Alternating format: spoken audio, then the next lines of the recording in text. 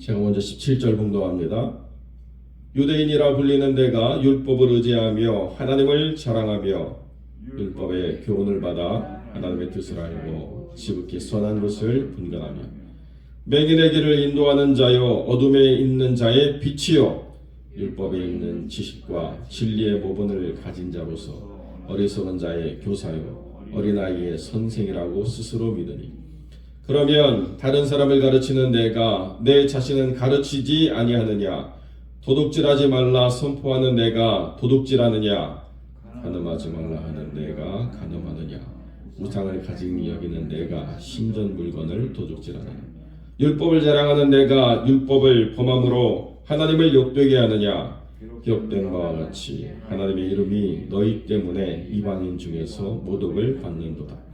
내가 율법을 행하면 할례가 유익하나 만일 율법을 범하면 내 할례는 무할례가 되느니라. 그런즉 무할례자가 율법의 규례를 지키면 그 무할례를 할례와 같이 여길 것이 아니냐. 또한 본래 무할례자가 율법을 온전히 지키면 율법 조문과 할례를 가지고 율법을 범하는 너를 정죄하지 아니하겠느냐.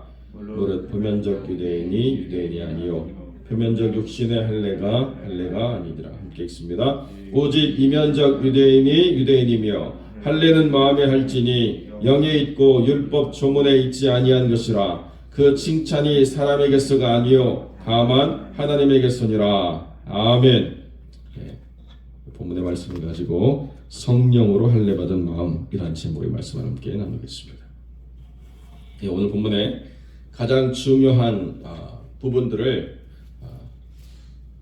유대인됨이라고 하는 그 특징인 할례를 통해서 마음이 새롭게 거듭나야지 육신의 어떤 표적을 가지고 내가 무엇이 되었다라고 육신의 어떤 이름을 가지고 내가 무엇이 되었다라고 말하는 것은 지극히 위험하고 오히려 그것을 자랑하면서 내면의 속사람이 변화되지 않을 때는 하나님을 모독하는 일을 우리가 벌이는 것이다 라고 분명히 선언하고 있는 말씀을 대하고 있습니다. 스스로가 내가 누구인가 라고 하는 본인에 대한 아이덴티티를 뭐라고 이야기하느냐. 율법을 의지하고 하나님을 자랑하고 하나님의 뜻을 알고 그것을 분별하고 맹인을 인도하고 어둠이 있는 자에게 빛으로 다가가고 율법에 있는 지식과 모본을 가진 자로서 어리석은 자의 교사가 되고 어린아이의 선생이 된다라고 믿는다라고 할 만큼 어떤 면에 있어서든지 조금도 부족함이 없는 완벽한 삶을 살아가고 있는 사람이다. 이렇게 스스로를 생각하는 삶이 있다는 것입니다. 물론 이렇게까지 자기 자신을 정확하게 표현하진 않지만 적어도 내가 내 삶에서 훈련이 필요하고 내 삶에서 더 간절한 기도가 필요하고 내 말씀을 읽는 그것 안에서 더 많은 가르침을 받아야 될 삶이라고 하는 것을 더 확실하게 깨닫는 삶이 아니라 이 정도면 또는 예전에 많이 했으니까라고 하는 것으로 그냥 간과하고 있다면 지금 이야기하고 있는 그것과 별반 다르지가 않다는 거예요. 내가 대단히 잘났다라고는 말하지 않지만 이 정도만 잘 유지해도 충분하다라고 생각하는 생각을 가지고 있는 그 상태 자체가 굉장히 위험한 상태라고 분명하게 말씀을 드리는 것입니다. 여기 보면 어리석은 자의 교사요 어린아이의 선생이다 이렇게 되어 있는데 교사와 선생의 차이가 뭐냐? 어린아이의 선생이라고 이야기하는 것은 지식을 전달해 줄 때의 선생이에요. 그러니까 모르는 것을 가르쳐 줘야 되는 그 입장이 선생이고 어리석은 자의 교사라고 하는 것은 훈육을 한다는 거예요. 다시 말하면 잘못된 것은 징계하고 때리기까지 해서 바르게 할 수 있도록 가르치는 것. 그래서 좀 더 디테일한 것들을 삶에서 적용해 나갈 때 그것을 행하지 못하는 사람을 때로는 징계하고 때로는 책망하고 때로는 매를 들어서라도 고쳐나가는 삶을 이야기할 때 교사라는 것입니다. 그러니까 교사요 선생이 다 필요하다라고 분명히 우리가 이야기할 수 있는 거죠. 모르는 것은 가르쳐줘야 될 사람이 있고 알지만은 행하지 못하는 것은 구체적으로 내 삶에 개입해서 교정을 시켜줘야 될 사람이 필요하다는 거예요. 누가요? 육체를 가진 모든 사람들이. 말씀을 가르치는 내가 내 자신은 왜 가르치지 않느냐? 남에게 뭐 하지 말라고 명령하는 내가 왜 내 삶은 바꾸지 못하느냐라고 21절 22절에 분명히 말씀하고 있다는 것입니다. 율법을 자랑하는 내가 율법을 범함으로 하나님을 왜 욕되게 하고 있느냐라고 이야기하는 것은 그냥 우리가 다 지나버린 구약의 어떤 형식적인 것들을 이제는 지킬 필요가 없지 않느냐 이 얘기하는 것이 아니라 하나님의 말씀을 그 의미를 그 뜻을 우리가 안다라고 말하면서도 삶에서 그것을 드러내지 못하는 것이 우리에게 있어서는 안타까움이고 때로는 그것을 간과하고 자기를 정당화하게 될 때 하나님을 욕되게 하는 것이다라고 분명히 우리가 깨달아야 된다는 거죠.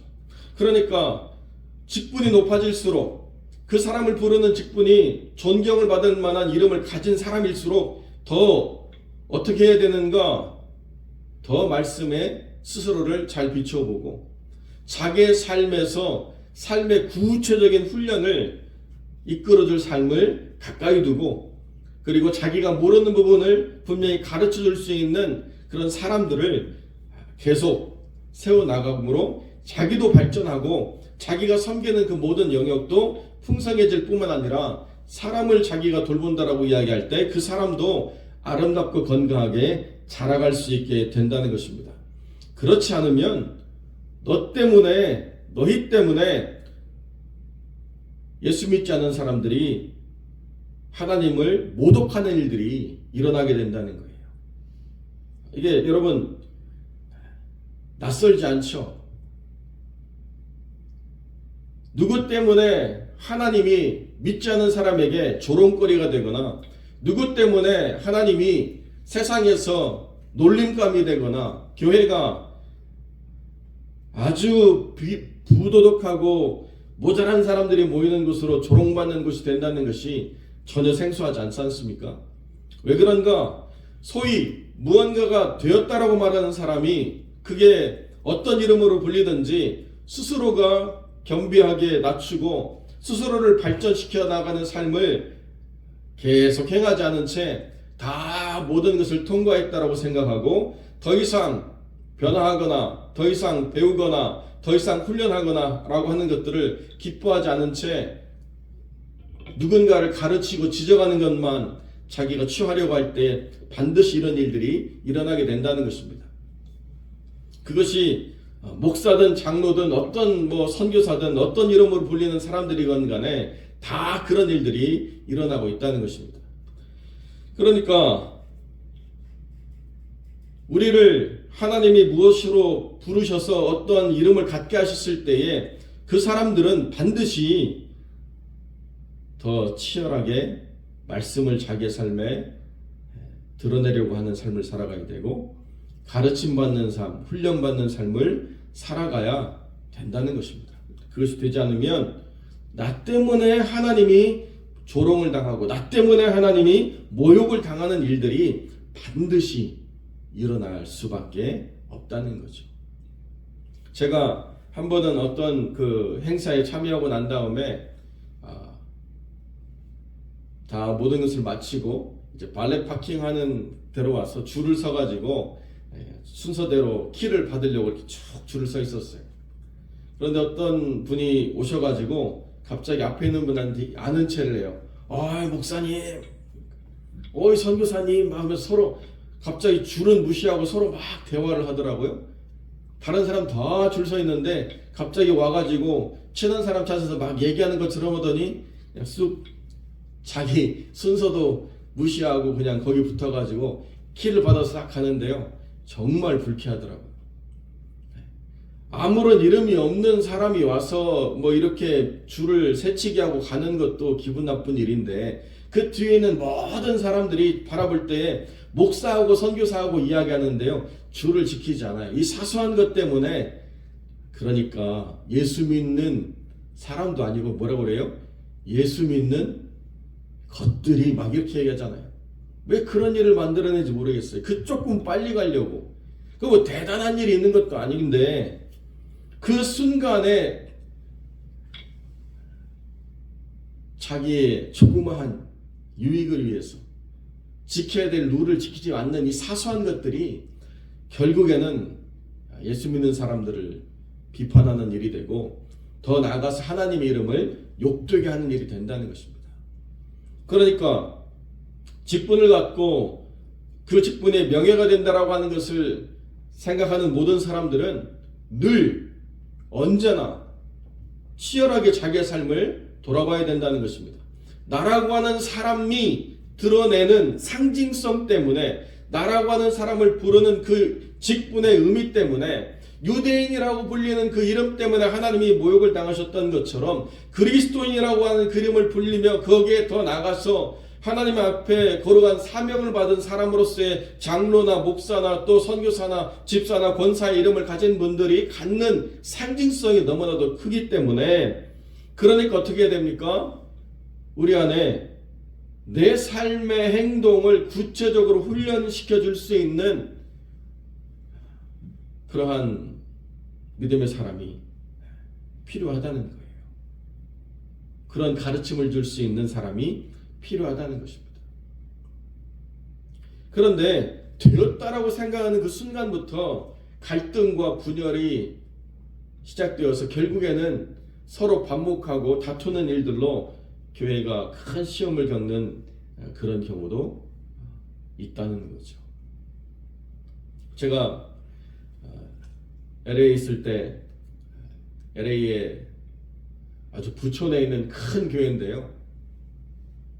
그 교회 새로운 목사님 모셔가지고 우리 전 교인이 다 말씀을 다시 훈련하고 그렇게 새롭게 결단하면서 교회가 갱신되기를 바라는 마음으로 다 모여서 제자훈련 이렇게 시작합시다.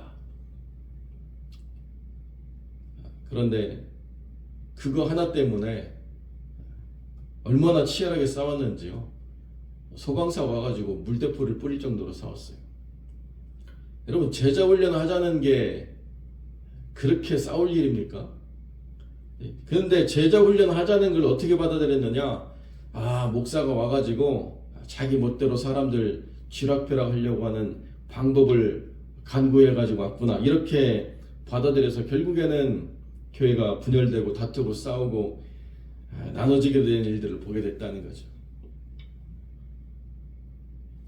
아무리 좋은 프로그램이 있다 하더라도, 아무리 좋은 어떤 훈련의 방식이 있다 하더라도 더 이상 변화하거나 더 이상 발전되거나 더 이상 하나님 앞에서 스스로가 새롭게 되기를 거부하는 사람들에게는 아무런 의미가 없는 것입니다. 그러니까 표면적으로 내가 누구라고 불리는 것은 아무런 의미가 없는 거라는 거예요. 오직 뭐라고 이야기합니까? 속사람의 부르심, 속사람에 대한 그 부르심이 내가 누구인가를 드러내는 것이고, 할례는 어디에 해야 되느냐? 마음에 해야 된다는 거예요. 내 마음이 하나님 앞에서 더 겸비해지고 내 마음이 하나님 앞에서 새 마음이 되고 성령 안에서 내가 할례 받은 마음으로서 성령 안에서 내가 의미와 가치를 찾아가는 삶이 될 때 비로소 하나님이 우리를 칭찬하시는 삶이 된다는 것입니다. 사람으로부터 말미암는 칭찬은 아무런 의미가 없는 거예요. 하나님 안에서 우리가 거룩한 직분을 받은 사람으로서 그 직분의 무게가 얼마나 큰가를 항상 생각하게 됩니다. 목사인 저도 여기 애틀란타에 오니까 더 조심하게 돼요. LA는 워낙 커가지고 행여 제가 CGN TV 영상에도 나오고 그렇게 하지만 저를 알아보는 사람들이 별로 없고, 있다고 한들 그렇게 큰 제가 영향력을 미치는 사람이 아니다라고 생각했는데요. 여기 오니까 좀 더 몸가짐을 바르게 해야 되겠다는 생각을 들고, 너무 한국 분들을 많이 만나게 되니까 더 조심스럽더라고요. 행여 의도하지 않은 것들인데 화평교회를 폄하하는 일들을 드러내지 않도록 조심하게 되더라고요. 무엇으로 이름 지었느냐? 하나님이 그 이름 앞에 합당하게 살아가면 그 이름에 맞는 영광과 존귀를 주시지만, 그러나 그 이름에 맞지 않는 행동을 하고 하나님을 욕되게 할 때는 하나님이 그 모든 것들을 거둬가시는 것도 참 마음 아프지만은 보게 될 때가 있다는 것입니다. 그러니까 항상 우리가 하나님 앞에서 겸비해야 되고요.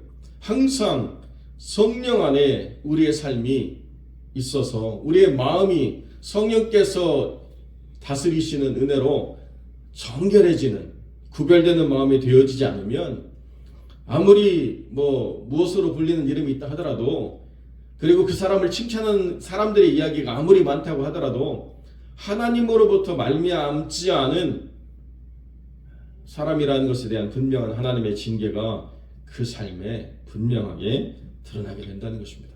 그렇기 때문에 우리가 두렵고 떨리는 마음으로 우리의 직분에 대한 생각들을 가져가야 된다는 거예요.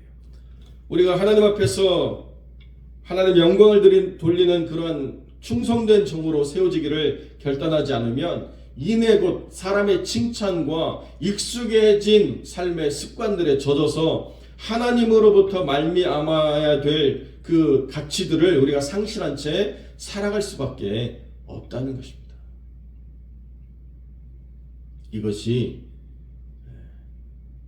육체를 가진 우리가 이 땅에서 훈련해야 될 가장 중요한 이유라는 거죠. 언제까지 우리의 믿음이 사용될 것인가? 생명 다하는 순간까지 제가 우리의 삶의 믿음은 현역이라고 말씀드렸던 것처럼 그만큼 우리의 삶이 또한 훈련도 병행해야 된다라고 분명히 이해하셔야 된다는 거예요. 어느 한때 모든 것이 완성되는 때는 없다는 것입니다. 끝까지 믿음 안에서 스스로를 돌아보고 훈련하고 또 하나님 앞에 겸비하게 머리 숙여 은혜를 간구하는 삶을 살아갈 때 비로소 칭찬이 사람에게서가 아니라 하나님으로부터 말미암는다는 것을 우리가 분명히 경험하게 되는 그런 삶, 그런 인생이 되시기를 주님의 이름으로 간절히 축원드립니다. 기도하겠습니다.